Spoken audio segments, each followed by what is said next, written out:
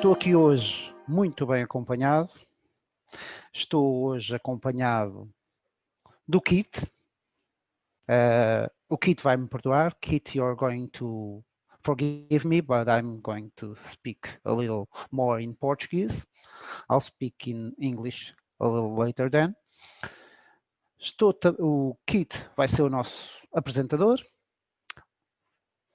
Estou acompanhado da Andreia e estou acompanhado da Sandra. O Kit está connosco e vem da Quality Risk Management. A Andreia e a Sandra vêm do Olisipo. Olisipo Learning, mais especificamente. Eu represento a SQS, mais especificamente a SQS Academy. Ora bem, este webinar é dado em parceria entre estas três entidades, a SQS, a Olisipo e a Quality Risk Management. A SQS Academy, a parceria entre a SQS e a Olisipo, existe para vos proporcionar formas de melhorarem as vossas competências, sejam através destes webinars, que esperemos que gostem, sejam através de formação, nomeadamente formação acreditada ISTQB.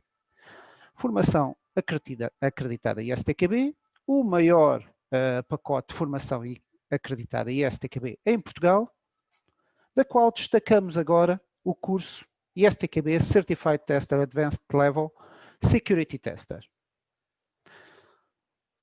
Não nos deixem durante este webinar, porque no final a Andreia e a Sandra têm uma surpresa para vós. Ok? Now I'm going to allow Kit to work his magic. Kit, it's up to you now. Thank you very much. So good afternoon to everybody. Just share my screen with you all. So thank you, Helder, for the introduction. So my name is Keith Yorkston, and I work for a company called Quality Risk Management. And we do a number of things, one of which, of course, is security. So I have a background, I was in the military, so learned a little bit of security from there. And one of the things that I've noticed about security in IT is there has been a very direct focus on technology. And of course, my training comes from an area that isn't quite that related to technology.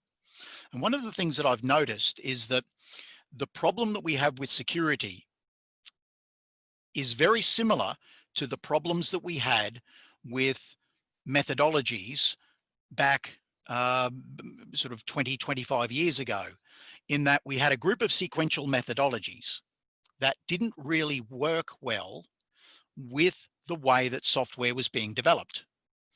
And so a group of people got together and decided, well, we need to change that. And so what they did was go and come up with a new way of thinking about software development. So that's what we're going to talk about today, is the Security Manifesto. So we'll have some time later on after the presentation for questions. I do want to give some credit, though, to the people that took all of the pictures for this webinar. So there's a website called pixabay.com. It has thousands of photographs with no copyright. They're all free to use. And so I always like to, first of all, use their material, but also give them a plug whenever I give a webinar. So the list of names on the screen, I don't know if any of them would be on the on this webinar. If they are, thank you very much. But yeah, I would encourage you, if you are looking for photos and things like that, please have a look at the pixabay.com website. Now, if you do have any questions at all, please pop those into the chat, the Q&A panel, and we will look at those later on after the session. So, as I was talking about. So in 2001, there was a group of people who decided to go into the mountains in Utah. And these 17 people looked at the problems with software development, looked at the problems with the methodologies that we were following to develop software. And so that's where the Agile Manifesto came from. And when we look at that, you know, many of you might be familiar with the Agile Manifesto. We're uncovering better ways of developing software by doing it and helping others to do it. So that was the focus. It's more around actually building software, not getting the documentation right. So through this work, we've come to value these key manifesto points. So individuals and interactions over process and tools. Now, it's not saying that process and tools are useless. It's just that individuals having a conversation might be better than writing emails backwards and forwards. And I'm sure that people have seen that on projects that they've been on. Sometimes people forget that, you know, those mobile devices that we have, which are so good for playing all the games and, you know, WhatsApp conversations, but you can also make phone calls with them. And that could be really useful in having a conversation. Working software over comprehensive documentation. So what we want to do is have something that works for people. The problem you get, of course, is that sometimes the documentation, you know, people look at that and say, great, we don't have to do any documentation. Well, no, you do have to do some, but you have to do enough to be able to support the project. Customer collaboration over contract negotiations. So rather than try and come up with what we need up front, we try and work with the users, with the customer, to try and develop something that that will be useful for them. And of course, responding to change over following a plan. Some of you may be familiar with that. Some of you might have a lot of understanding. You may work in a project that uses the Agile Manifesto, the Agile principles. But the problem we're faced with today is that what happened 20, 25 years ago with software development is now happening with security. And so what we need to do is we need to change the way we think about security in IT. And in fact, it's not just IT. If it was only IT, it would be easy, but it's not. It's about security in the organization. Now, I have to admit, I pick locks. I do it for fun. It doesn't matter how much antivirus you got, it won't stop me from getting in that filing cabinet and getting those records out.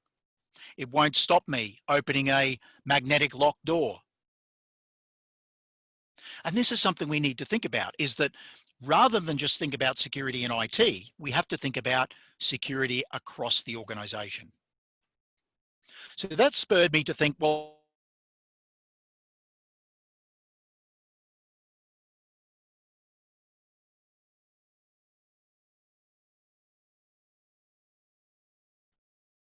the first one, it might take $1 million US dollar bribe and a willing employee to be attacked.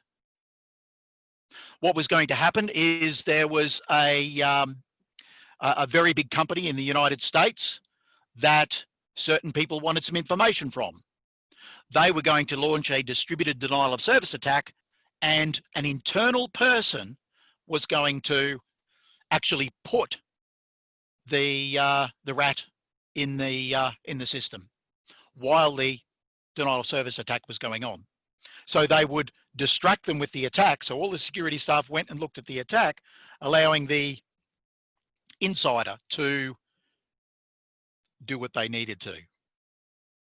So yeah, there's some technology involved in that, but it also involves people. Experian has had some problems in the past, and it found that there was some problems that it had in South Africa. So some records went missing.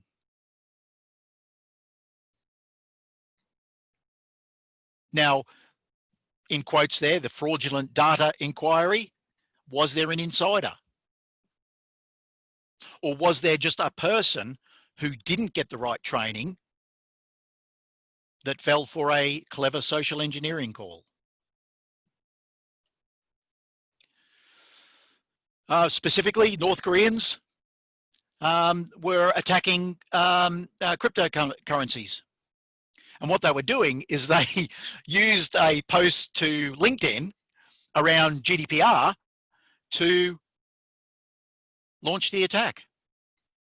We all use social media. We all use maybe the stories, the information that LinkedIn provides us every day.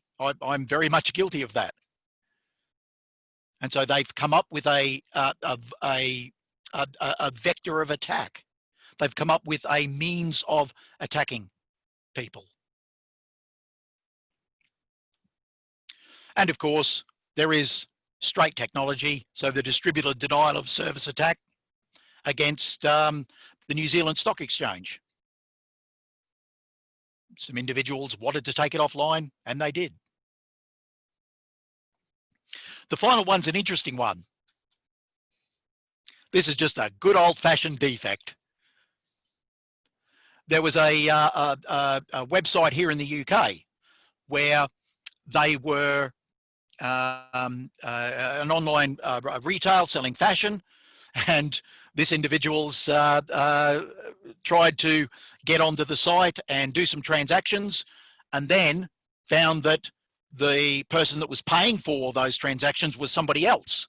And then they found that their credentials were being used by another person. It just came down to a good old-fashioned defect. But what this starts to do is it starts to look and see that it's not just technology. There could always be a technical element, but there can also be a problem with the process. There can also be a problem with the people themselves. And so these are things that need to be addressed when we think about security. The other things that we look at is there's a group of assumptions that people make. Much the same as the Snowbird 17, the group that came up with the Agile Manifesto. There was a whole body of knowledge that said, this is the way we develop software, because this is the way we've always developed software. And there isn't a better way of doing it. This way isn't good, but we haven't come up with a better way yet. And so these assumptions, these myths about security come up a lot. You know, we've got strong password rules. Well, no, you haven't. We should be thinking now, any system that limits a password to less than 15 characters isn't secure. We should now think of passphrases rather than passwords. Our organization isn't a target. You might be a small organization or belong to a small company, but that doesn't matter.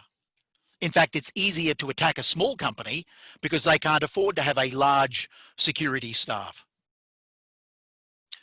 Antivirus, anti-malware, that's going to be enough. Well, yeah, it might be okay for your home machine, but you might want to start thinking about firewalls, DMZs, securing networks. You might want to think about security in the processes. You might want to think about educating people to understand what security is.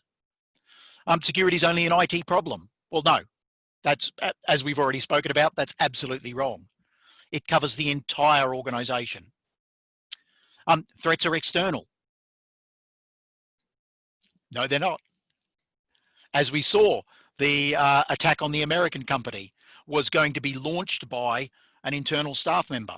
The Experian case could have been either a staff member who wasn't properly educated, or it could have been a malicious staff member who wanted to make a few rand on the side.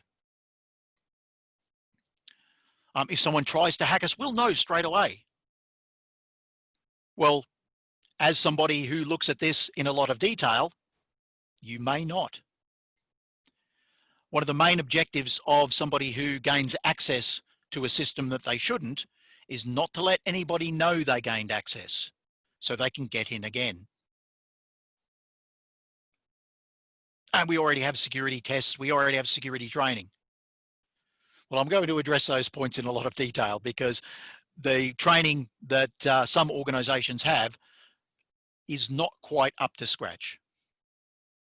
So with those in mind, what we need to do is think about, well, how can we take those myths and how can we take the problems that we've got with security and actually put those into a form that people can understand, a form that people can put on a poster on the wall. And this becomes the objectives for an organization. So we have to uncover effective ways of securing our organizations by actually securing them and also potentially helping others to secure their organizations as well. And this is something that I'm seeing more and more. I've done a lot of work for some legal firms here in the UK, and there is now a specific security, security group within the legal industry. So all of the heads of security in each of the big law firms actually have a forum that they get together and talk about. It's that sharing of information that becomes important. But we can do this by thinking about security by design over security by addition. Quite often what people do is they think, oh, we need to secure this thing. I will buy this thing and just stick it on the side. Or we'll put in a firewall and we'll be okay. We'll have antivirus and we'll be okay. Oh, we might use TLS encryption when the signal leaves our firewall or leaves our web server. What about the other stuff? What about encryption at rest? What about me as an internal user getting access to maybe XML messages that are going backwards and forwards so I can see transaction information? So we should design security into our organizations. Security is learnt over security is purchased, is bought. And this, once again, is something that we all need to do. Quite often, people that are high up in an organization will possibly know that security is important, but they think it's something that IT has to look at or that all the staff in the organization has to look at. But they don't, because, of course, you know, as a C-level employee of an organization, you may not have time to sit and do the 20-minute security training every year. But if there's a security problem, oh, IT will fix it. No, everyone has to be involved with security, and we can't just buy it. Now, yes, you can ask consultants to come in. You can buy expertise. But what you're doing when you do that is you're providing a framework so you can learn. Everyone is responsible.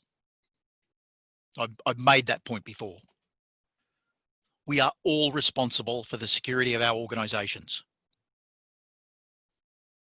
Now, as I said, you only need one person to hold a door open for somebody who went outside to have a vape or a cigarette with people. And now you've got someone who shouldn't be inside the organization, inside.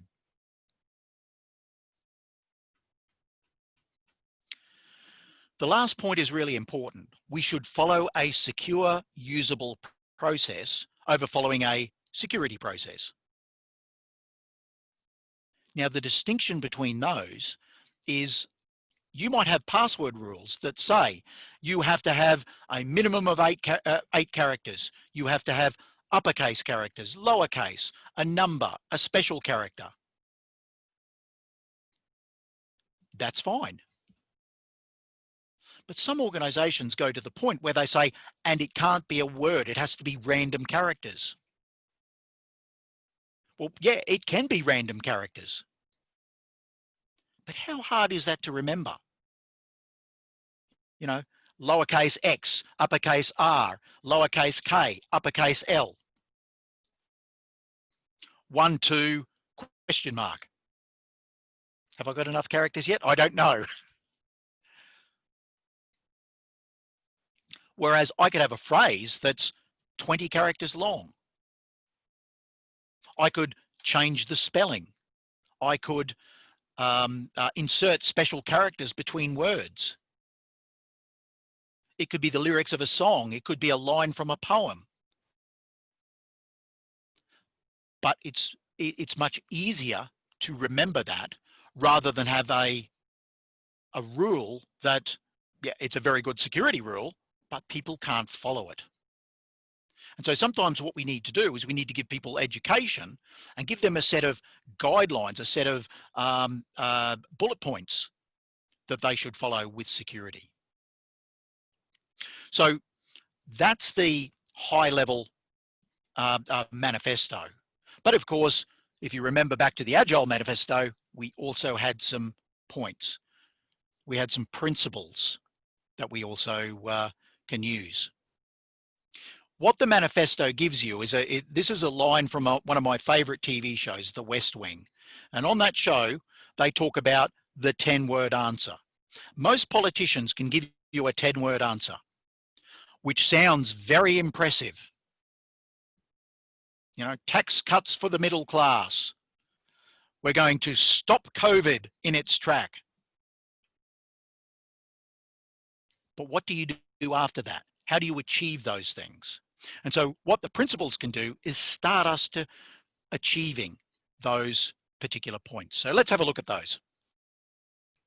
The first one, our highest priority is to satisfy the users through early and continuous delivery of a secure organization. So this should be user-focused.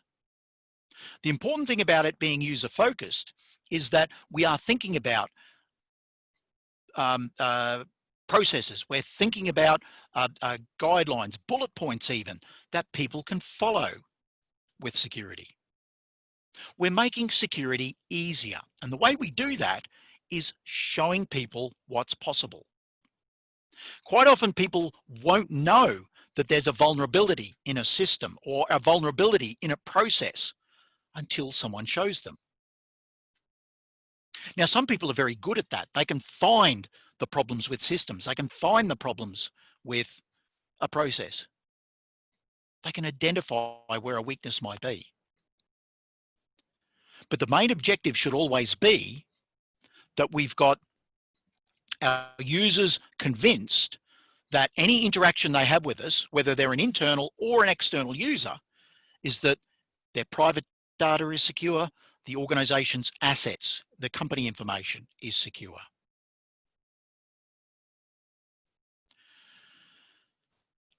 Now, I mentioned a vulnerability. A vulnerability is a weakness. If you think about your flat or your house, it might be the unlocked window.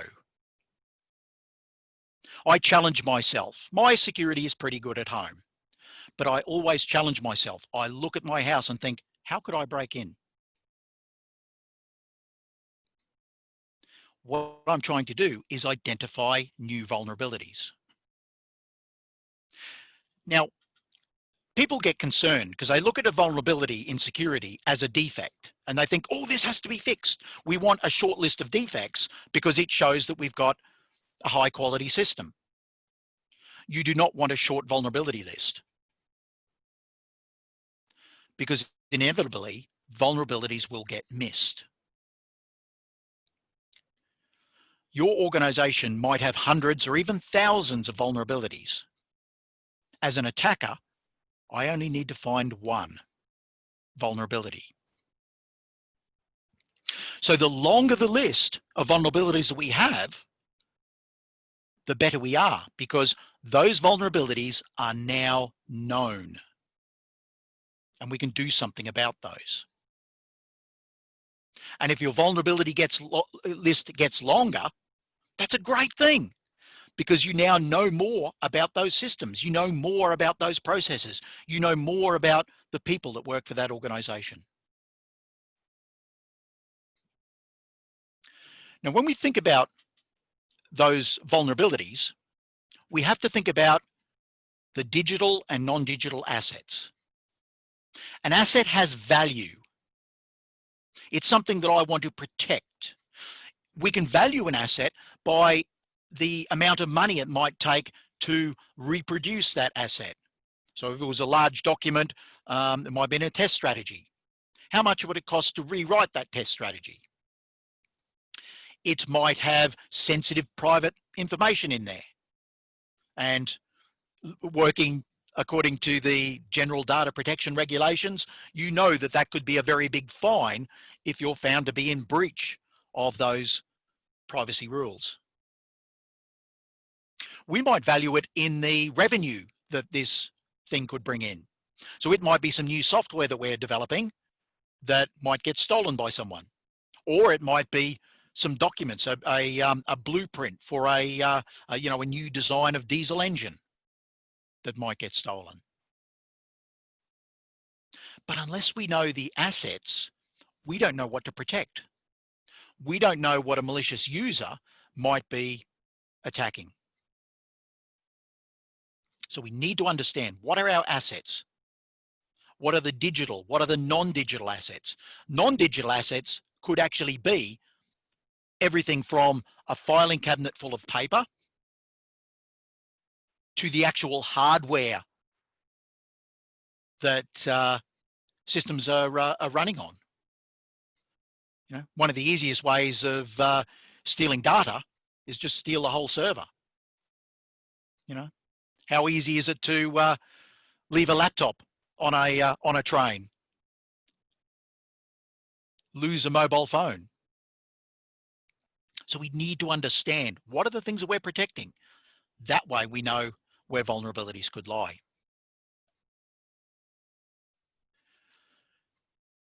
We then need to identify and mitigate those vulnerabilities to the organization.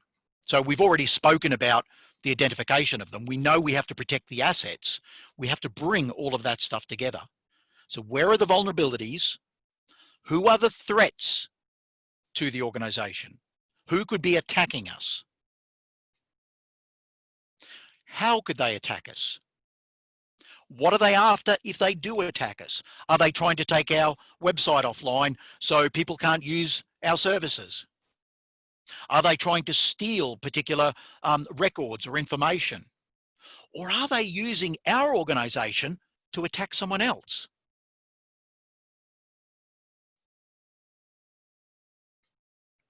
Because what we want to do is we need to measure the security process.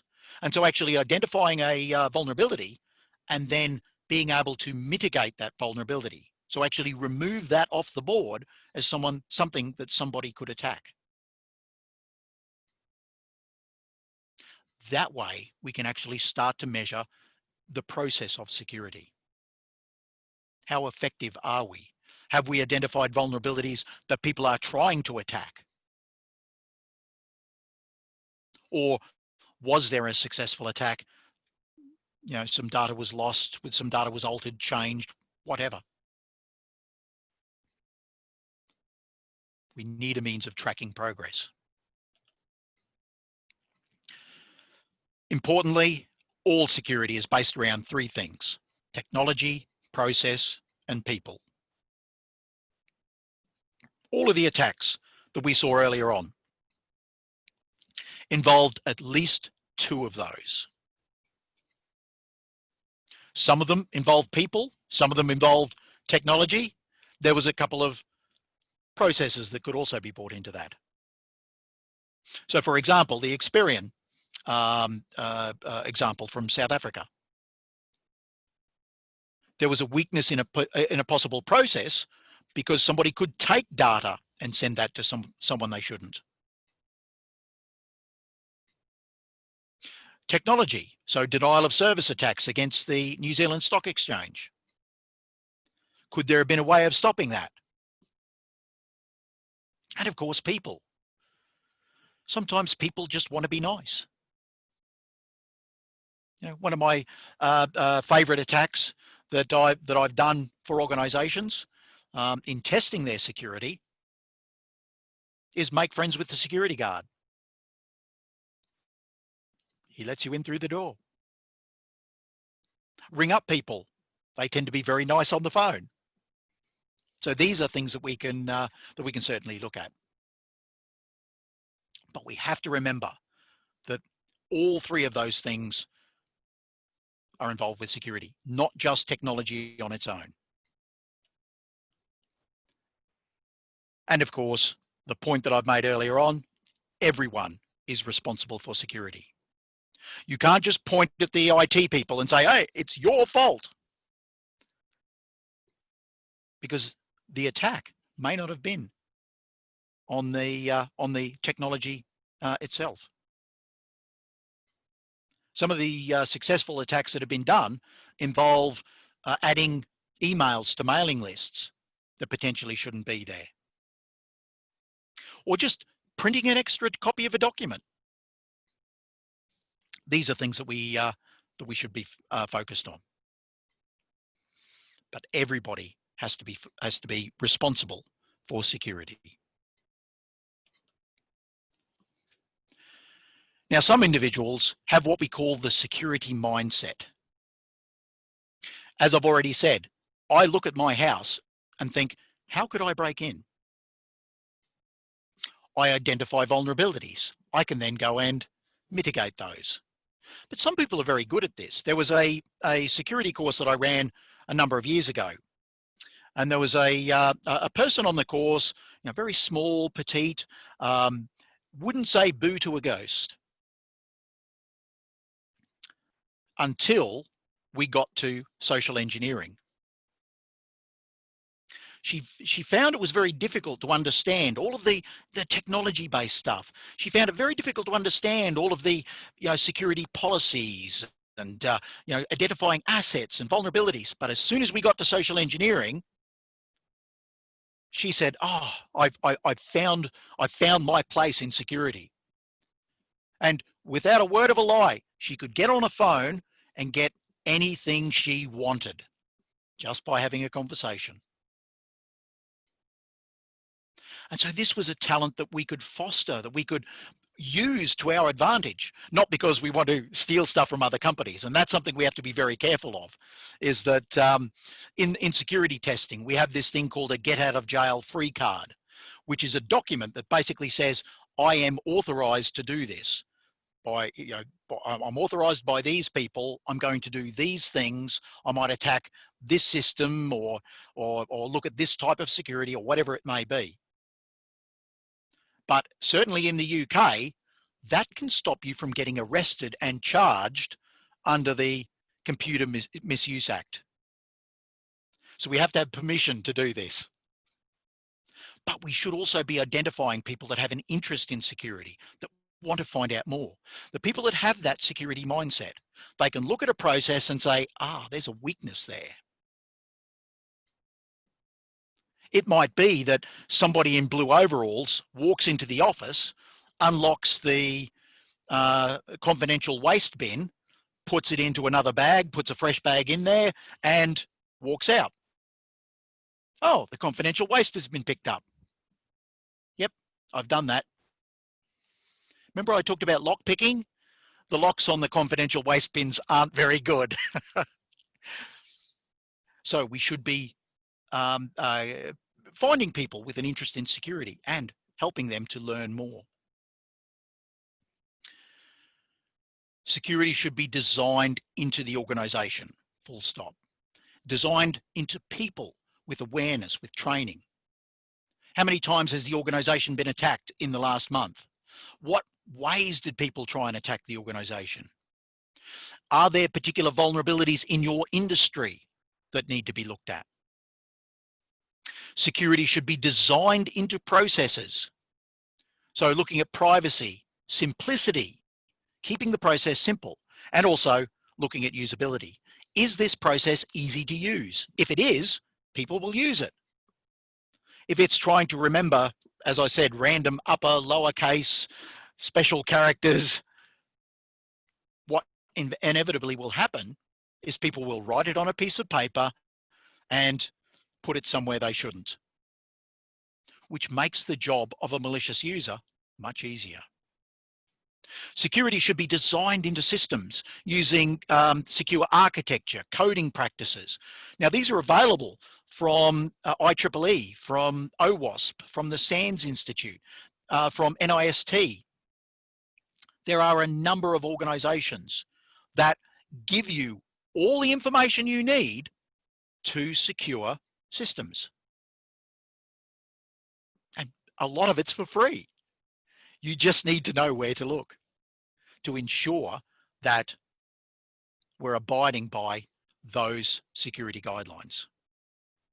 We also have to remember as well is that sometimes the bad guys get these. So sometimes you need to be a little bit careful with what you're doing.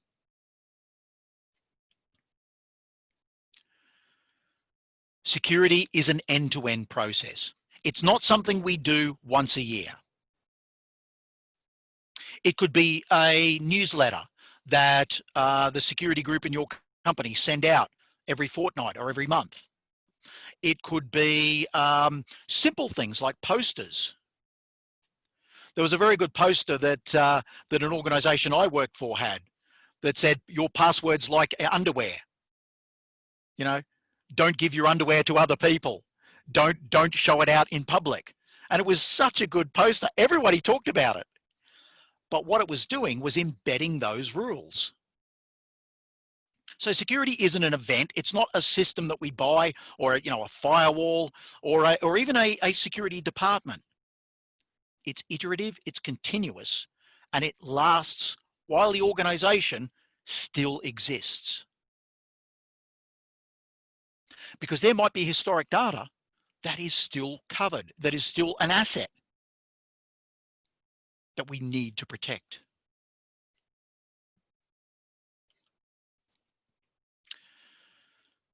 The security team should regularly meet and share information. It's not possible to know everything about security. Trust me, I'm trying and I'm failing dismally. Because there's always a different way to think about something. There's always something different or something new that someone will think of. There was a very good hack on Twitter recently where Barack Obama, who else was there? There was a whole list of people. I can't even remember who it was. It was the who's who of people that write stuff on Twitter.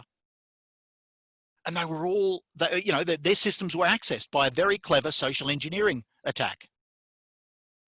What made the attack a little less effective was they were a little bit amateurish in how they asked for information. Asked for what they were after.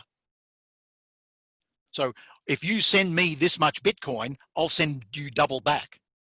Now, straight away, I'd look at that and go, oh, thanks, Barack Obama, but I don't think I'll be sending you Bitcoin. So there's always a different way of attacking something. There's always a different vulnerability that we may not have thought about. There are new methods that people are coming up with. And some of the best ways you can do that is through conferences, through webinars, through special interest groups, blog posts. There's some very good blog posts. Journalists like Brian Krebs or Bruce Schneier, who come, they're so knowledgeable about the subject, and they give out really good information, things that people may not have thought about. And we should all get together and say, hey, we found this vulnerability. Here's a new attack method. Here's something that we didn't know previously.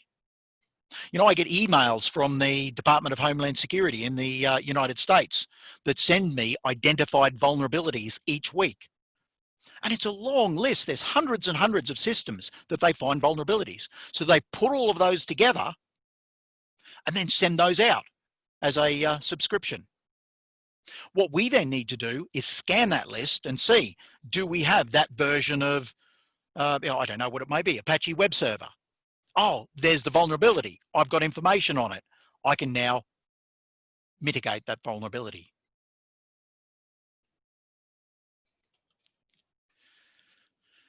Least privilege is a favorite of mine because a lot of attacks that occur are internal users. It might be that somebody gets access to something they shouldn't. Now, it may be not a big concern that they do have access to something. But if they can get access, who else could also have access? Could a malicious user get access to that information? Could that internal person be a malicious user? We tend to trust people who work for our organization because they work for our organization. But it only takes one person who isn't as loyal to your organization as you are that could cause a lot of damage. So by using on the idea of least privilege, of data privacy, that protects the assets of the people that work for us, but also it protects the assets of the entire organization.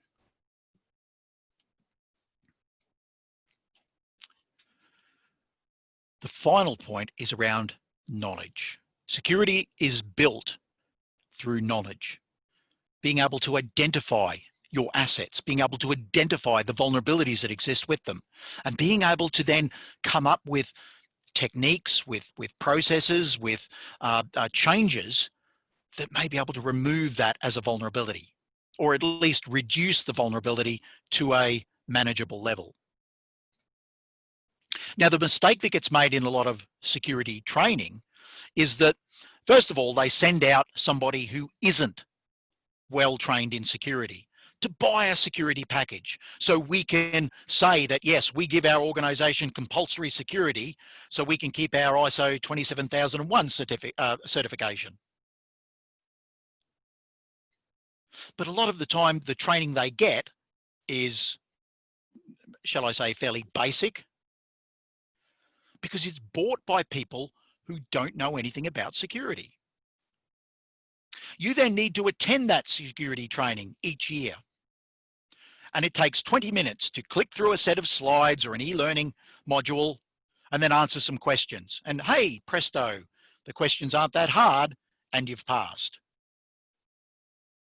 You know, questions like, what does CIA stand for? Oh, confidentiality, accessibility, and integrity. But what does that mean to somebody who's working in finance? That's absolutely pointless. How's that going to protect them when they're doing their job? So this is something that we need to think about. We need to think about how we can create role-based training, create training for the specific vulnerabilities and threats that our organization may be faced with. And everybody should look at that. Security staff need further specific training because security and security testing will become their role.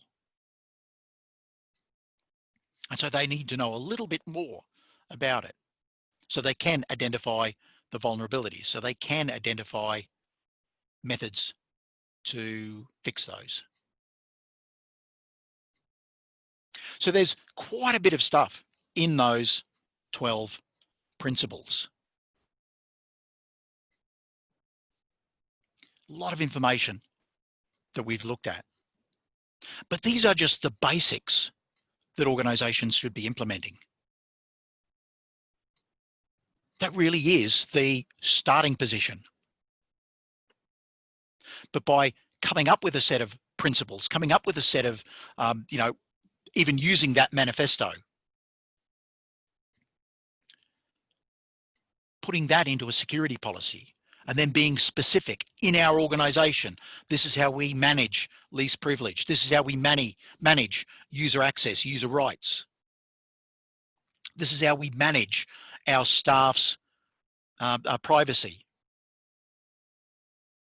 We come up with the technology, we come up with the processes, and we train the people. Now, if you are interested, what I've done is I've written a blog on that set of principles. So if you go to the URL that we've got there, qualityrisk.co.uk/blog-1, that will take you to the full list, and feel free to click on any of them, but in particular, looking at the Security Manifesto. But what this does is it hopefully gets people to start thinking about security from that end-to-end perspective. It's not just about technology. It's not just about a disgruntled, very clever person sitting in a darkened room, wearing a hoodie, drinking lots of Red Bull. It's not about a foreign government that's got a room full of people in uniform, all desperately trying to hack a particular target. Because security can cover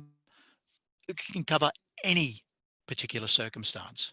It might be something simple. It could just be a company that wants to find out about your next project, the next tender that you're bidding on. And it might just be a group of people who always go to the same bar, sit in the same place. It's surprising how much you can find out. It might be that people walk out of the office to have a cigarette or to vape. Who else is standing there smoking cigarettes when they talk about work? So this is why we need to think more about security as the end-to-end product. It covers everything that we do. It covers everybody in the organization. Most importantly, it's protecting the assets of the organization. We're identifying vulnerabilities, and hopefully we're taking those away so people can't use those to attack us. Good one. So that's enough of me ranting about security principles. What I will do is I will pass control back over to Helder, so then we can start getting questions from people. Okay. We have already one question. Yep. Let me just check it out.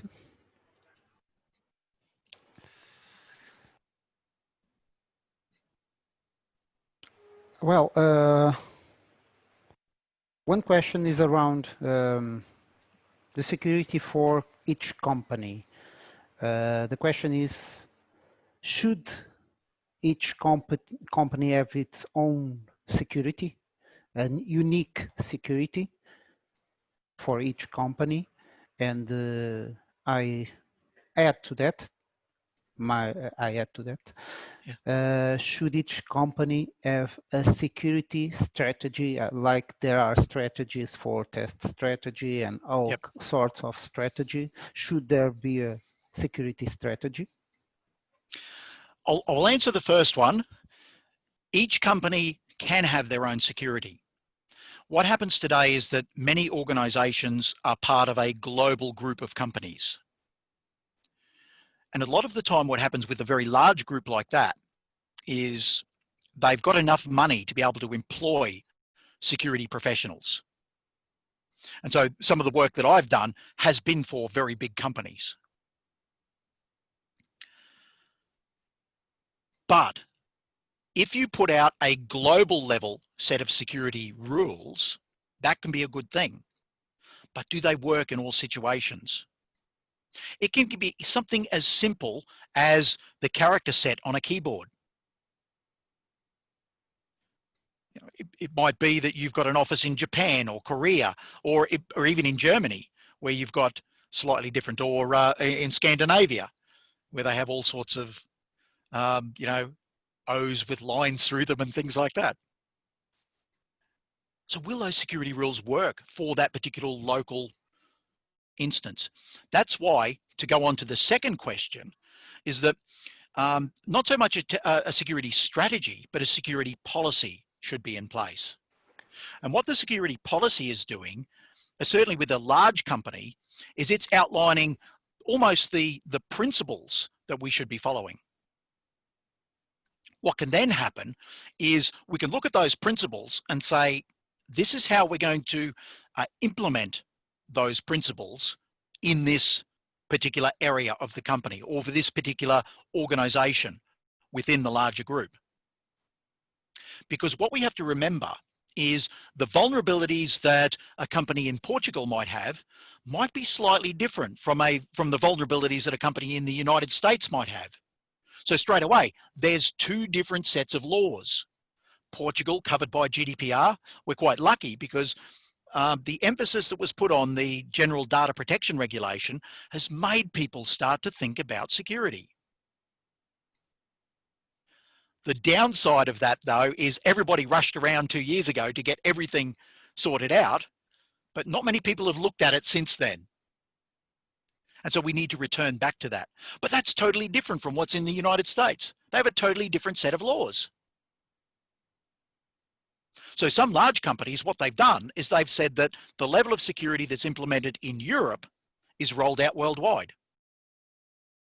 So it might be that you've got higher security in some places than the law would expect. But it's that local implementation that we've got to think about. So your security policy might be at a global level, but then you have to have that local implementation of that. And that's something where, you know, as you mentioned, Helder, about the security strategy. So just the same as we would have with the normal test policy, test strategy, it works the same. The security strategy is not looking at why we need security. That's the policy's job. It's looking at how we implement security. So it might be giving us a lot more detail around how we might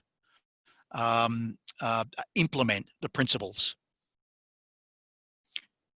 Is that okay? Yes, thank you.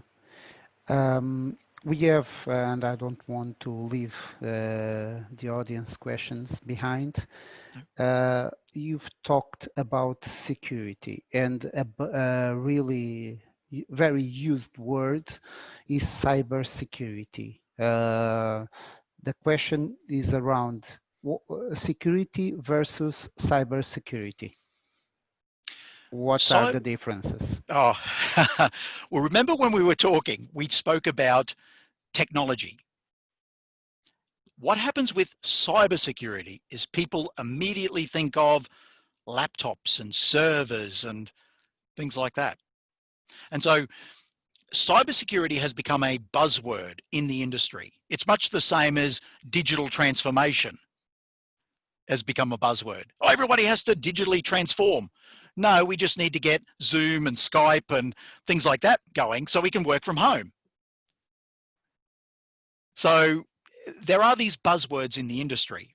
And when you put the cyber in front of security, oh, it sounds very high tech. No, it's security. If you think about security as being a large group, there's a little cybersecurity technology part that sits in there. But then we've also got process, then we've also got the people.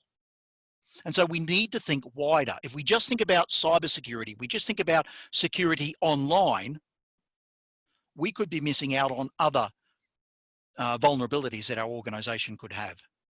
And so that tends to be the difference that we look at. So cybersecurity is used as a marketing tool. What we should do is think about security, which covers everything, not just the technology.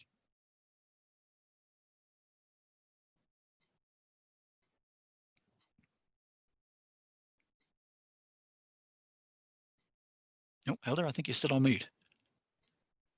Sorry. Oh, there we go. We have a new question. We spoke about security in companies, but and if we need to ensure that a product made by a company is secure. For example, if we are building and developing a system to deliver to a client, how can we get the information to how test and how test it and develop it to get that goal? Okay. So the security testing course is a very good one. If you want to learn about security testing, the course itself covers technology, process, and people. In fact, that comes up quite a bit when I run the course. The other things to look at, though, is around, as I said, that end-to-end approach. So there's a lot of information available from organizations like OWASP, OWASP.org, the SANS Institute, IEEE, NIST, which is the American Institute of Standards and Technology. And these will have sets of principles, sets of rules. They might be very specific, language-based or technology-based recommendations. They could be general recommendations. But really, to answer the question, the only way we can tell if something is secure is just the same way we can tell, are there any defects? We have to test it. Now, quite often, security testing, a lot of the time people immediately think of penetration testing. And don't get me wrong, that is a very useful area to think about. Calling in a separate group of people, giving them some, or sometimes they give you no information, and find out, what information could they get? What vulnerabilities could they identify? How could they attack us? One of my most favorite movies in the world is the movie Sneakers. That's what they do. They break into companies so other people can't break into that company. But we should also look at it from the point of view of, that point I made earlier, security by design. Is that we start when we're writing requirements, when we're writing the user stories, writing the epics that we're going to create, by building security in at the start. We then implement processes, procedures at the development stage to ensure that the code is written from a secure point of view, that we're not breaking any rules around, where information is being stored in memory that malicious users might be able to access. We're making sure that the technology that we're using, we're looking at the vulnerabilities, we're looking at the business processes, we're seeing if somebody could gain access to information, whether it's internal or external to the organization. But we're also thinking about usability. So the rules aren't so tight and aren't so complex that people just can't follow them. My favorite one there is, this security door, we have to keep walking in and out it. We'll just lock the security door open. We'll go down, €2. I'll get a little door stop, put that under the door. Hey, we don't have to worry about the security door anymore. Well, the security door is probably there for a reason. We also have a couple more questions. I believe you can see them as well in the Q&A area. Yep. Okay. Security is a responsibility for everyone in an organization. From my perspective, do you think that security measures and strategy from a social and technical point of view could become too bothersome? Yes. That's kind of part of it, is kind of what you were talking before also. Very much so, very much so. It's a good question. If you make the rules too strict, people don't follow them. If you make the rules too difficult, people don't follow them. What we need to do is we need to credit people to be a little bit clever. No one likes to be treated as if they know nothing. I certainly don't like that. So what we can do is we can give people the information. How do we identify vulnerabilities? What if vulnerabilities could exist in this process or in this office, in this technology? But the trick with it is to make the processes, to make the procedures that they have to follow simple. Make them usable. One of the principles did say that usability is very important. It has to be a usable, secure process, because just as the point is there, more vulnerabilities will exist because people won't be able to remember that random upper lowercase characters. They'll write it on a post-it note and stick it on their laptop. And I've seen it done. The last one there, when we talk about technology, process and people in security processes, we know that the last group of people can be educated and trained, but it is a fallacy to guarantee that in the end, everyone will go to the expected way. How can we effectively incorporate this last group into the process? It's a really good question. One of the things that I've found with security, and maybe this is part of my own fault, is because I'm so interested in it, I always want to find out more. I love finding out about different attacks, new ways of discovering information. Now, some of the ways that you can get people interested in security, Helder and I were just talking a little earlier about the fake phishing emails that are sent out. So every once in a while, you could have somebody access your mail system and maybe send out a phishing email. If they click on the wrong link, they're then diverted to a web page that said, oh, maybe you shouldn't have done that. Here's a list of things you need to look for if you're in danger of being attacked by phishing. Sometimes it's just a general discussion. One of the most effective things that we've done in organizations is there was a guy that I knew who was an expert. He advises the UK government on artificial intelligence. And the audience that he was presenting to had heard a little bit about it, but didn't know much about it. So he presented it in a way that made it really interesting. And all of a sudden, the audience were getting caught up in, wow, this is really great. And it's not what I thought it was. It's something different. And quite often when people think about security, they're thinking about very large, men standing at the door with a stick saying, you can't come in. Or they're thinking about a whole lot of techie nerds who sit there and do clever things on computers. But they don't think about the security of when you pick the phone up. There's lots of information out there on social engineering. It's one of my favorite subjects because it's looking at the psychology of people. There are certain things that you're told when you're growing up. Wash your hands, say please and thank you, and hold the door open for people. And the number of times that I've accessed organizations just because someone held the door open for me. So there's things like that we can work at, that we can look at to get an interest in security. It could be just a newsletter that goes out talking about different vulnerabilities. It could be webinars like this one to get people interested in security. But there's always going to be the chance that people will do the wrong thing. It goes back to the process. It goes back to what access do they have? What assets do they have access to? What means could an attacker, what vulnerabilities could an attacker use to attack that person? Or it could just be something simple like, hey, here's a lock-picking kit. See if you can open that lock. It costs about 12 euros on Amazon. You can buy a little lock-picking kit. You can buy a little plastic lock that's see-through so you can see what you're doing.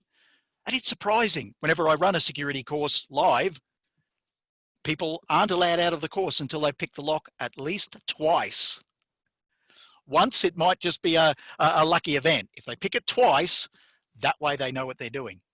And the number of people that have come to me afterwards and said, wow, this is really interesting. I'm going to go and buy my own kit and start looking at this.